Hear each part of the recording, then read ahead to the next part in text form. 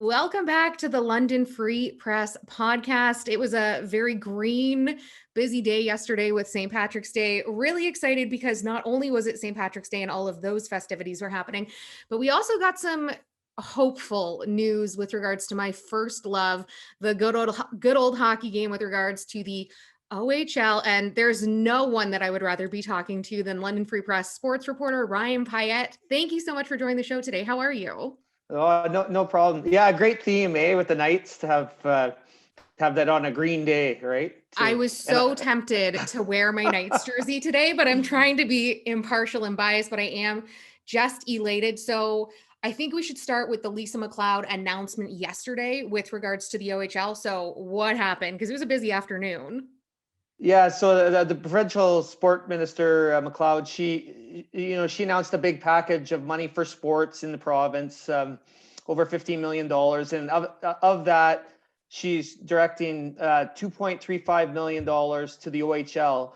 And we were hopeful that it would be like, oh, here's some money for the return to play, but instead, it's money that's going to fund the league's scholarship program, because you have kids going to university, and when they join the OHL, it's agreed upon at that time that they would have their post-secondary education paid for based on the number of years that you play in the league. So there was some concern when the pandemic hit that these kids are like, well, what's going to happen with that? And OHL Commissioner David Branch said, I remember he told me right away, he's like, he assured everybody, we will fund these.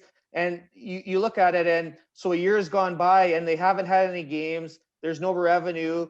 The corporate sponsorship, those deals are kind of null and void right now because there haven't been any games, and the TV deals and that sort of thing. So they have no revenue, and this is the government saying this is an initial investment to say, we're going to help you guys pay those scholarships. Now, the year previous, a little over $3 million were accessed by the players in the league going to university and college, and so this makes up about 75%, and it's a good start for the league. When the teams, you think of the teams, like we think of the Knights, but there's teams like Peterborough, North Bay, Owen Sound, smaller centers, and every dollar counts.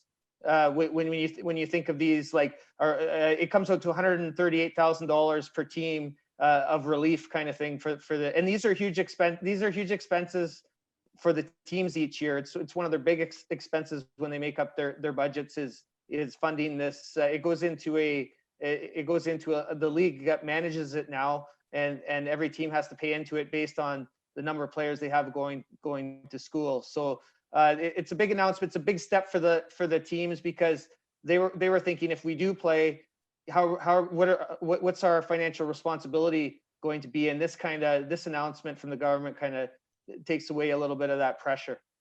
Absolutely. This was also a bit of an indicator too. And Lisa MacLeod indicated, I believe about a week ago, that she, for the first time, was really, really hopeful that the OHL was going to happen. There's been a lot of back and forth.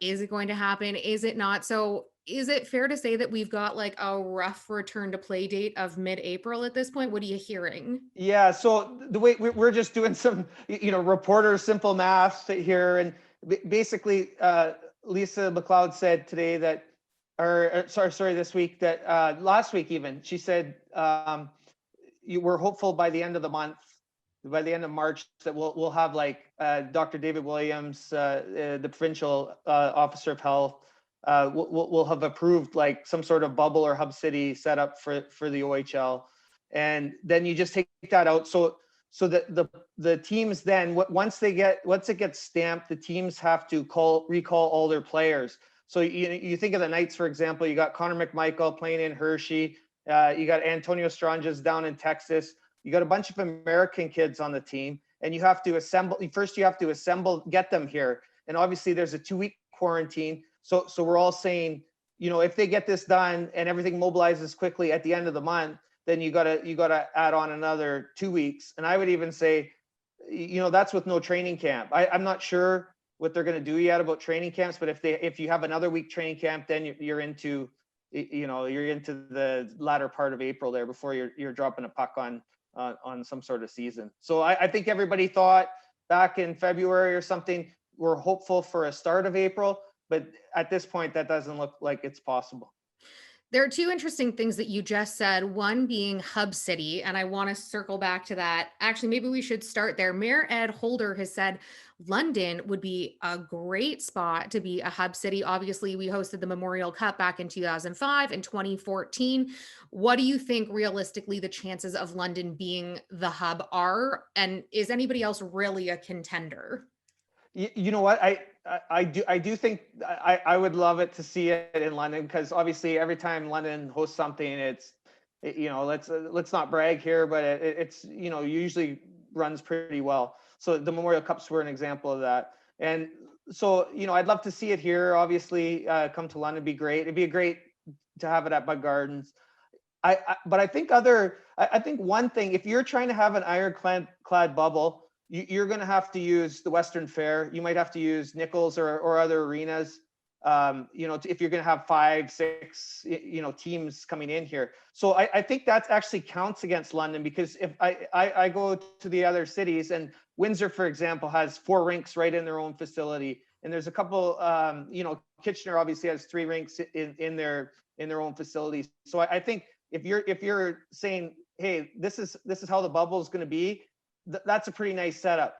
The other factor, though, is if you look at it and you have the kids in dorms or hotels, they're going to have to take a shuttle somewhere, anyway. The only place I can think of is Owen Sound, where there's a hotel right across the street where you basically walk through a parking lot and you can get to the rink.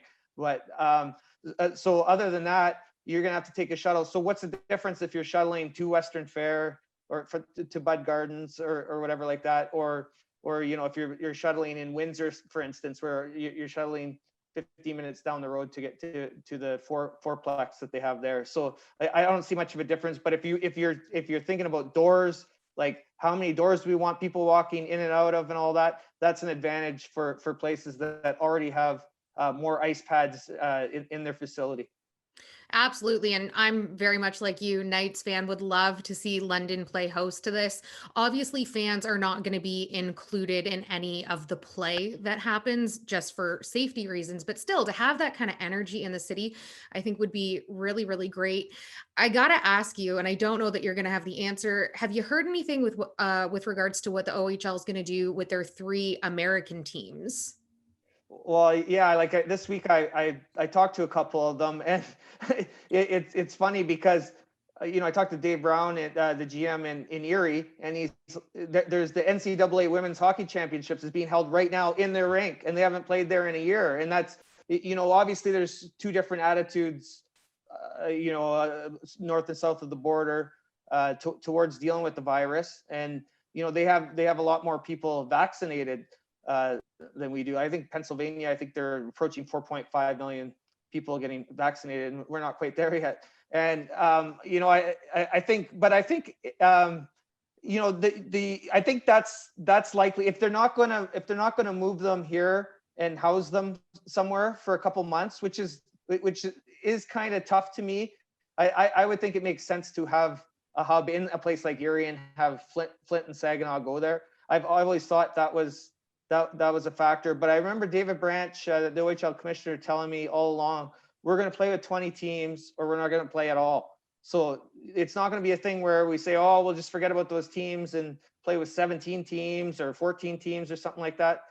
They're going to play with 20. And he's every time I've talked to him throughout the months and months and months, he's always gone back to that and said, it's not even a discussion. So it'll be interesting to see what they do with the American teams. And there really is no answer. I would think it makes sense to put them in a 3-team bubble. And especially when we were talking 40 or 50 games back in January, February, I could see where the players were like, I remember talking to Ryan Suzuki. He's like, oh my God, that playing the same team 15, 20 times, that'd be tough. But if you're looking at 20, 24 game seasons, that starts to look not too bad. The other thing is just put them in a dorm somewhere, put them in London, put the 3 teams in London or something, and have a dorm or hotel set up. If they get the money, if they get the funding for that, that's something they'll probably look at. So all kinds of options there. And that's one of the most interesting things. Lindsay, we talked about from the start, like what's going to happen with the American teams, and they're just, even though they're across the border, they're just like all the other teams. Like, just give us the word and we'll figure out a way to get going here, to do the quarantines and that sort of thing. But right from the start, the London Knights probably have more American players than some of these American teams. Like, if you go up and down the roster, so that's also an interesting thing. So you're gonna have people, if you're gonna have this league, you're gonna have people crossing the borders back and forth. Absolutely. And I agree with you. It's got to be all or nothing. And again, there's a lot of American players that play on Canadian teams. The Knights are a really great example of that. What do you think the holdup has been with regards to the OHL? Because like the Quebec Major Junior Hockey League started in October, obviously faced some challenges. Atlantic Canada are playing in some home arenas. Obviously, their COVID case counts have been significantly lower in Eastern Canada versus Ontario and westward. But then you look at the Western Hockey League, they now have approval for 4 divisions to play, with some divisions in hubs and others in home arenas. Do you think that's a possibility here? Like, what's the delay been? I'm just jonesing for Friday night hockey again. Yeah, I know. I would say this, that love it or hate it, Ontario's been very cautious. We've been one of the most cautious places in, obviously, I'd say North America and the world. I've followed all the hockey leagues around the world, and most at this level have started playing. They found a way to get back on the ice. I remember tracking Logan Mailloux and Nathan Dunkley when they're in Sweden, and in Sweden, which was way worse off than us for a while there, for COVID cases, they tried to grind through it and play. They had to shut the league down for a month. There was all these outbreaks and that sort of thing. Talking to government officials here, one case is too many. One case coming out of this is too many. Not everybody feels that way in different jurisdictions, but the league doesn't want any sort of outbreaks or cases, and the provincial government is very, very concerned about what's going to happen down the road. Is there enough science? If someone has COVID, if one of these teenagers gets it, like Lisa MacLeod said this week, I don't want a future NHL superstar to be permanently, like, to go through something that's long lasting, and maybe that affects his career. So, there's a lot of caution, and I would say that's at the forefront of why they're not playing. And I think Quebec, they treat their junior, having been in Quebec many times, they treat their junior hockey players almost as an add-on to the NHL. So they treat them like pros. We here in Ontario, the government treated the OHL players as an extension of the 9, 10, 11, 12-year-olds. They weren't treated the way elite athletes are. Like, they're still not allowed to gather as a team. Whereas you see, Olympians have been training. I've heard of all over the city.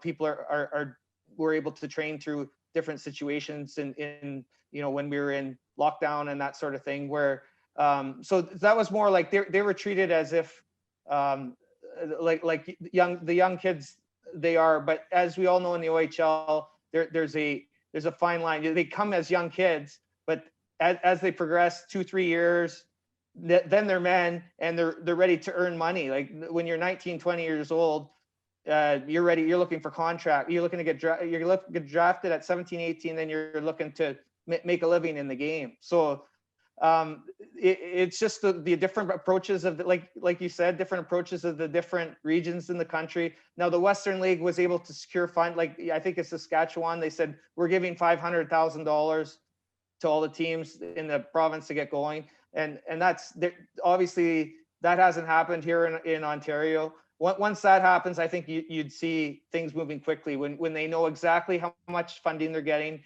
and then what the rules are around play. And as you know, that's been contentious with the body.